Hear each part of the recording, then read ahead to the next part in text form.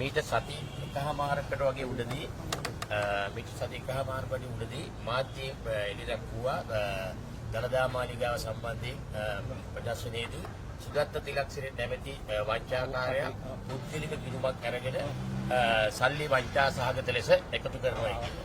හැබැයි ලංකාවේ මාධ්‍ය සියල්ලට ඉහළින් සියල්ල දකිමින් සමබර මාධ්‍ය ප්‍රකාශ මේ හැමෝම කිසිවෙක් මගේ විමසුවේ නැහැ ඒක පාර්ශවිකව විතරයි මේ මාධ්‍යයට මුදා හැරී සුදා පල් හොරෙක් කියන එක. එකම එක ආයතනය සුප්‍රීම ටෙලිවිෂන් විතරමයි මගෙන් කතා කරලා ඇහුවේ. අනිත් YouTube නාලිකා ඇහුවා. අනිත් කිසි දෙනෙක් මගෙන් ඇහුවේ නැහැ. එතකොට මේකට විරුද්ධව දිගටම මට විරුද්ධව තනි පුද්ගලයෙක්ව එල්ල කරගෙන මඩ ප්‍රහාරය යනවා. ඉතින් මම උත්සාහ කරා මොකද මේක අපි සංගමයක් United Global Sri Lankan Organization එක කියන්නේ සංගමයක්. මේ සංගමයේ මේ සත්කාරයක් කරන්න ගියේ. දලදා වහන්සේ ප්‍රදර්ශනයේදී දලදා වහන්සේ එල්ල කරගෙන අපි මුදල් එකතු කරන්න ගියේ අපේ සංගමයේ විසින් කරන්නා ගිය සත්කාරයක්. ටොයිලට් 50ක්. ටොයිලට් එකක් දවසකට 14500යි. එතකොට එන බැතිමතුන්ට දවස් 10ට විනාඩි 5කට එක වැසිකිළිය පද්ධතියට එක්කෙනෙක් යූස් කරොත් එහෙම විනාඩි 5ක පමණ ප්‍රමාණයක් කාලයක් ගත කරොත් 1,44,000කට වැසිකිළි පහසුකම් හදලා දෙන්න තමයි අපි මේ අපේ උත්සාහය තිබ්බේ United Global Sri Lankan Organization.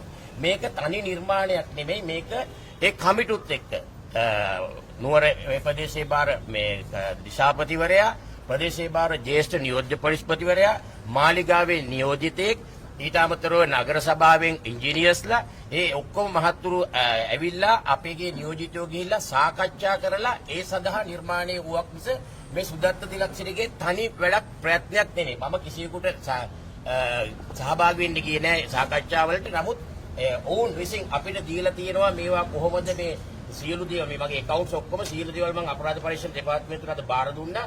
මේ ඒගොල්ලොත් එක්ක අපි කරපු ඊමේල් ගනුදෙනුවන් සාකච්ඡාවලදී නගර සභාවල් විසින් මේ අපිට ස්ථාපිත කරන්න කියලා තියපු කුටි පොලිසිය විසින් ඉල්ලීමක් කරා බැතිමතුන්ගේ ආරක්ෂාවට ඔවුන්ට බෑග් මලු ගෙනියන්න බෑ මේ මාලිගාව ඇතුළට ඒ ඉල්ලීම කරා අපිට ඒ කුටි සඳහා අවස්ථාව අපිට ලබා මේ සත්කාරය කරන්න කියලා. ඒවා කොතනද ස්ථාපිත කරන්න කියලා. ඊට අමතරව මේ තියෙන්නේ අපි ටොයිලට් 50ක් කොහොමද ස්ථාපිත කරන්න කියලා නගර සභාවෙන් අපිට දීපු සැලසුම්. මේ අපි හදපු සැලසුම් නෙමෙයි. ඉතින් මේවා මේ ඔබට පැහැදිලි වෙනවා ඇති මේ අපි හදපුවා නෙමෙයි. මේවා පැහැදිලිව අපි එන්න බලන්න මේ උඩවත්ත කැලේ නගර සභා හන්දිය මේ ඔක්කොම මොනවද මේ අපි හදපුවද මේවා. එතකොට මේක තියෙන්නේ තනිකර මේ අතිගරු ජනාධිපතිතුමා අවුරුදු 16කට පස්සේ මේ ඉල්ලීම කරේ මහජන ප්‍රදර්ශනයක් තියුම අපි ජාතීන් එකමුතුභාවයට ආගමික ආගමික මේ හැදියාවකින් රට ගෙනියන්න වෙනස් සංස්කෘතියකට ගෙනියන්න මේ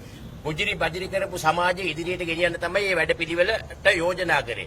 මහානායක හාමුදුරුවෝ ඒකට ඉදිරිපත් වෙලා ඔන්න මේ වැඩේට කරන්න මේ මාසේ 18 වෙනිදා ඉඳලා. ඉතින් අපිත් හිතුවා රටේ පුරවැසියෝ හැටියට සංගමයක් හැටියට මේක අපි දායකත්වයෙන් මේ ලබා දිය යුතුයි කියලා. මේකේ එකම පුද්ගලයා සුදත්ත තිලක්සිරි විතරක් අරගෙන මේක දේශපාලන මේ ඉන්නවනේ දේශපාලන ගණිකාවෝ ඉන්නවා. මේ රට විනාශ කරපු දේශපාලන ගණිකාවෝ ඉන්නවා. ඊට අමතරව මාධ්‍ය ගණිකා වෘත්තිය යොදවන මිනිස්සුත් ඉන්නවා. ඔවුන්ගේ වැරදි වහගන්න සුදා විතරක් ටාගට් කරලා. ඒ කියන්නේ හැමදාම කැබිනට් මාධ්‍ය ප්‍රකාශක දැනුම් දීමේ මාධ්‍ය සාකච්ඡාවකදී ප්ලාන් කරනවා ගෙනල්ලා එක එක පුද්ගලයෝ ප්ලාන් කරනවා සුදාට විරුද්ධව ගහපන් සුදාට විරුද්ධව ගහපන්. ඇයි මේ ගැන අපරාධ පරීක්ෂණ කටයුතු කරන්නේ නැත්තේ?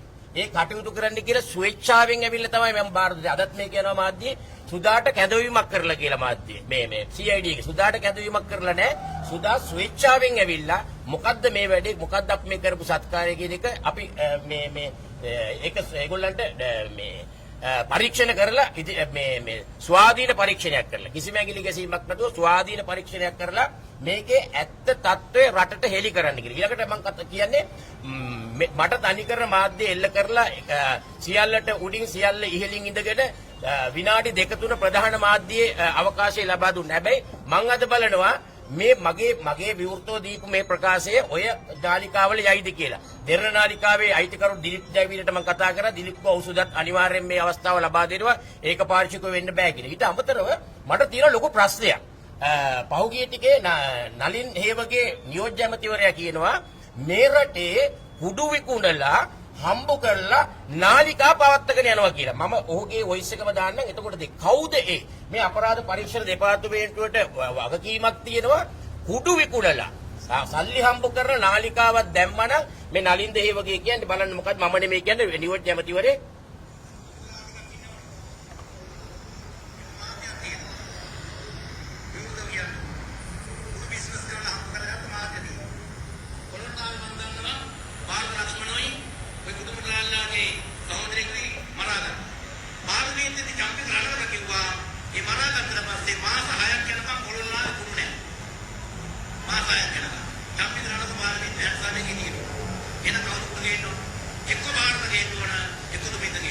එයා කියන ඊට අමතරව අපේ මේ කවුද රංජන් අයියා මෙහෙම කියනවා නාලිකාව හිරු නාලිකාව ඉඳලා මේ කුරු නාලිකාව කිව්වේ කොහමද මම මසාජ් කරන පොල්ලෙක් විතර ගෙන්න ගත්තා.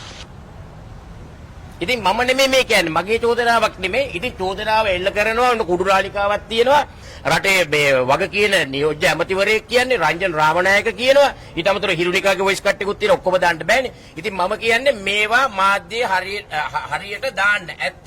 සියල්ලට ඉහළින් සියල්ල දකිමින් සැමට පෙර නිවැරදි වාර්තාකරණය සමබර වාර්තාකරණය කොහෙද සමබර වුණේ? එක පැත්තකට බර වෙලා තමන් බොරුව තමන්ගේ ඇජෙන්ඩා එක ඉදිරියට ක්‍රියාත්මක කරගන්න අහක ඉන්න ආණ්ඩුවකුත් මේකට පටලගෙන මේ ආණ්ඩුව මොනවා කරන්නේ? මේක සුදත් තිලක්ෂණයට චෝදනා කරනවා නම් අර මාධ්‍ය සාකච්ඡාවට ඇවිල්ලා අහනවා මේ සල්ලි යන්නේ ඩබල් පොකට් එකටද? ඩබල් පොකට් එකට යන්නේ කියපු ගම රටේ ජනතාව දන්නවා අධිකරු ජනාධිපතිතුමා අදින්නේ ඩබල් පොකට් එක. එතකොට මේ කියන්නේ සුදයි ජනාධිපති එක්කහසු වෙලා ගියාපු ගේමක් හැටියට. ඊට පස්සේ අපේ සංවිධානයේ ඇතුලේ හිටපු සුනකෙක් මේකේ අපේ ඇතුලේ තිබිච්ච දත්තයන් පිටට දීලා ජනාධිපතිවරයාට අපි මේ සත්කාරය සඳහා මම දැනුම් දෙනවා කියන එක. කියන්නේ අපි රටේ පුරවැසියෝ හැටියට මේක අපි දැනුම් දෙන්න ඕන. මම ජනාධිපතිතුමාට මේ ගැන කියනවා කියන එක. අපි මේ টয়ලට් වැඩක් මෙහෙම টয়ලට් ටික සත්කාරයක් හැටියට අපි රටේ මිනිසුන්ගේ ඒ අපහසුතාවයට මුහුණ දෙන්න වෙනවා. ඒ දවසේ ඒකට අපි වෙන්න දෙනවා කියලා ඒ දීපේක විකෘතියක් කොට දන්නවනේ විකෘතියක් කොට විකෘතිතාවයෙන් පෙළෙන පොරවල් මේ CID ගේ ඉස්සරහට ඇවිල්ලා එදා ඒ CID එකට ඉරාජ් කියන පුද්ගලයාව ගෙන්නුවේ කලින් මට ගහපු මඩකට කට උත්තර ගන්න. හැබැයි ඔහු මාධ්‍යයට ප්‍රකාශ කරේ නෑ මේ සම්බන්ධයෙන් මේ සුදා හොරකම් කරලා තියෙන මංචාව සම්බන්ධයෙන් කටයුතු කරන්න කියලා. ඉතින් ඒවා මාධ්‍ය හොයලා බලන්න නැතුව දානකොට එහෙම අපිට කියන්න තියෙන්නේ මේවා පච මාධ්‍ය. සියල්ල නෙමෙයි සියල්ල නෙමෙයි. ඉතා ඉහළින් මාධ්‍යකරණයේ යෙදෙන මේ රටේ බහුතරයක් ධනමාධ්‍ය වේදීන් සහ ආයතන තියෙනවා. ඒවාට පරිබාහිරව ජනතා සංඛ්‍යාත අරගෙන ජනතාවගේ මනස විකෘති කරන්න අර කියපු නාලිකාද මම දන්නේ සාමාන්‍ය නාලිකා තියෙන පච කෙලින එක. දැන් එක උදාහරණයක් මම කෙටියෙන් කියන්නේ. පෙරේද මෝදි අගමැතිවරයා හම්බුණා 1996 ක්‍රිකට් ටීම් එක. එතකොට අර්ජුන රණතුංග හිටියේ නෑ අර්ජුන අයියා ඇමරිකාවේ ඉන්න නිසා. එතන බලන්නකො මූලිකය වෙන්නේ සනත් ජයසූරිය. සනත් ජයසූරිය මැතිතුමා තමයි කියන්නේ මෝදි මැතිතුමාට කියනවා අපිට පුළුවන් නම් යාපනයේට මේ ජාත්‍යන්තර ක්‍රිකට් ග්‍රවුන්ඩ් එකක් හදලා දෙන්න කියලා. හැබැයි මාල කෙරියනේ යකෝ. නිවුස් එකේ සනත් ජයසූරිය නෑනේ. අනිත් හැම channel එකකම තියෙනවා. මේකෙත් තිබ්බා. මේකෙත් තිබ්බා. මේකෙත් තිබ්බා. මේකෙත් තිබ්බා.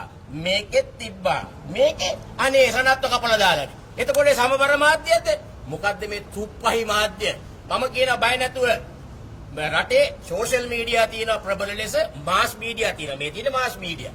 හරිද? පෙලක් උන් හිතනවා නම් උන්ගේ ඇජෙන්ඩා එක උන්ට ඕන විදිහට ක්‍රියාත්මක කරන්න පුළුවන් කියලා මේ රටේ නැවත අර කසඩ කාලකන්ණිගේ දේශපාලන ක්‍රියාවලියට නැවත ගෙනියන්න පුළුවන් කියලා මේ කසඩ channel සමහර මේ අවර ගණයේ මිනිසුන්ව විකෘති කරන channel හිතන් ඉන්නවනම් කාලේ වෙනස් තාලේ වෙනස් බව ඒ මහතුන්ට මතක් කරනවා. සියලුම දේවල් මම දීලා ඉවරයි. සුදා කියන පුද්ගලයාට කාගෙන්ම සතපහක් ගන්න උවමනාවක් නැහැ. මට රටේ ලෝකෙ මිනිස්සු ඉන්නවා හෙට කිව්වොත් මට ලක්ෂ 50ක් ඕන කියලා මිනිස්සු ස්වේච්ඡාවෙන් මට දෙනවා. ඒ නිසා මට මෙහෙම හිඟන්නෙක් නෙමෙයි. එකම දේ කරුණයි තියෙන්නේ 18 වෙනිදා මේ කාර්යය පැවැත්වෙනවා 1,44,000කට විනාඩි දවස් 10දී විනාඩි 5ක් මේ ගානේ টয়ලට් පහසුකම යූස් කරොත් 1,44,000යි. තව මේක දික් වුවොත් අපි ඒකටත් වැඩ කටයුතු කරලා ගියේ. හැබැයි ඒ කරේ මේක දේශපාලන ගණිකාව විසින් දේශපාලන ඇජන්ට් එකක් බවට පත් කරගෙන කරේ ඉතාමත් නින්දිත ක්‍රියාවක්. ඕගොල්ලෝ මම ආදරණීය ලෙස කියනවා 18 වෙනිදාන් පස්සේ බලන්න ඕගොල්ලෝ ගියත් ඕගොල්ලන්ට හදිස්සියට කැසිකිලි වැසිකිලි අවශ්‍යතාවයක් ආවොත් අපිට ඒ බර දරා ගන්න බෑනේ. ඉතින් ඒ නිසා ඔන්න ඔකයි කතාව.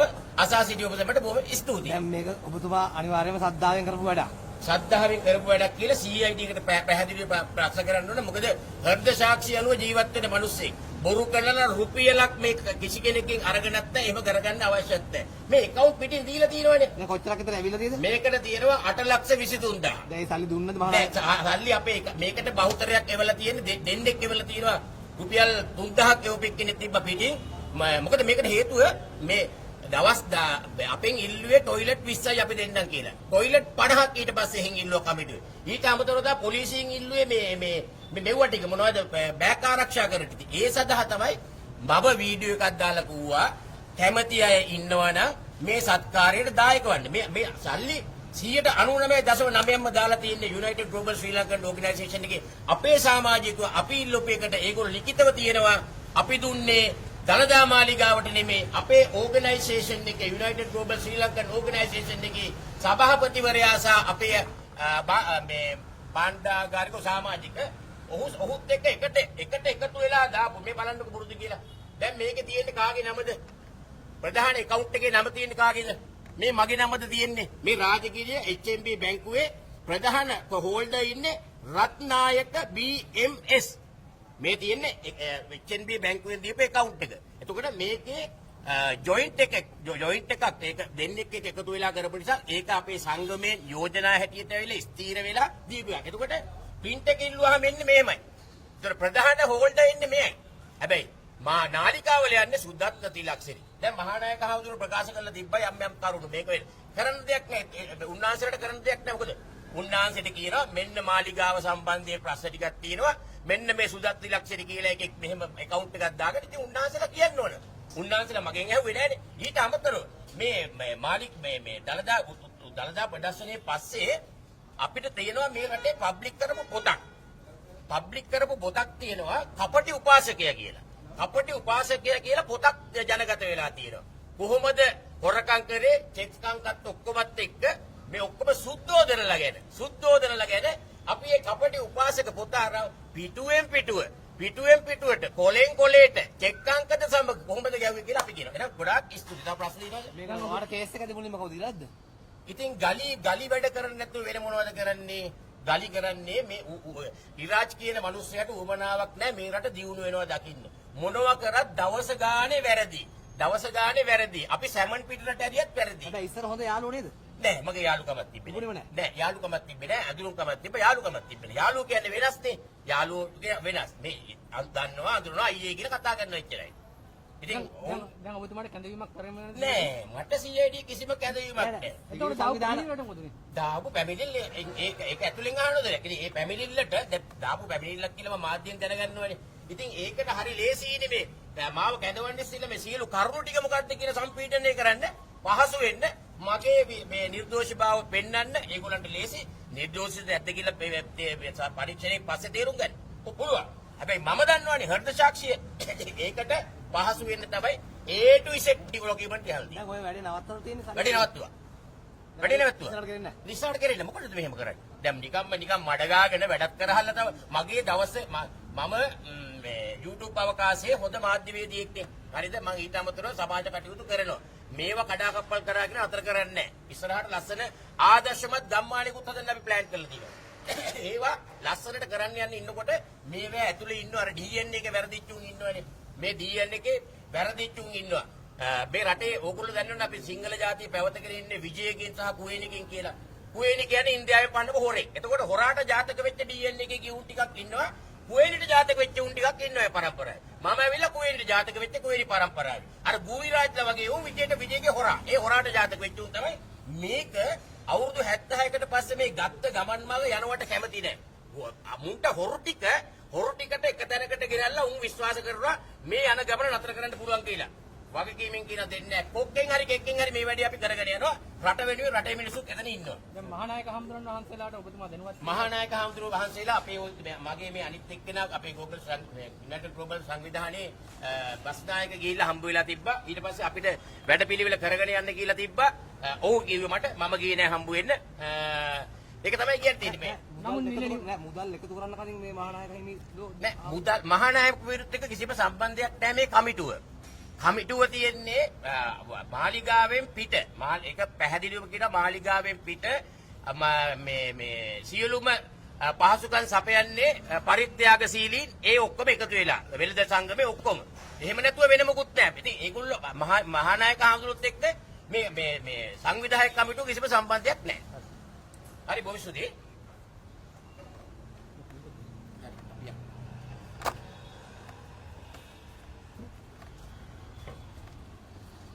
Thank you.